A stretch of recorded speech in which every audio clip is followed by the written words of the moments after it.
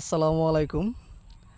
আমরা এই মুহূর্তে হুজুরের নিকট থেকে একটা তেলাওয়াত শুনব। তো চলুন শুরু করি। আসসালামু আলাইকুম ওরহমতুল্লাহি ওবারাকাতু। আউযু বিল্লাহি মিনাশ শাইতানির রাজীম।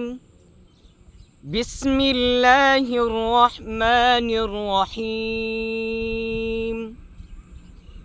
আলহাকুমুত তাকাসুর হাত্তা যুরতুমুল মাকাবির।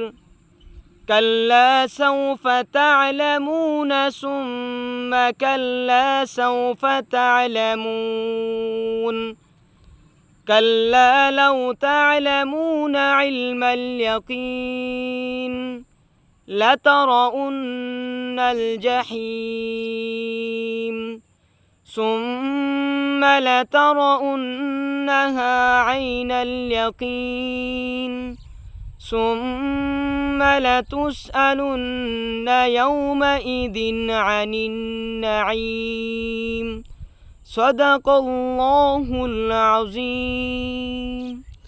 ধন্যবাদ হুজুর, আপনি কণ্ঠ অনেক সুন্দর এবং অনেক সুন্দর করে এই সূরাটি তেলাওয়াত করছেন। অনেক অনেক ধন্যবাদ আপনাকে। মাশাআল্লাহ।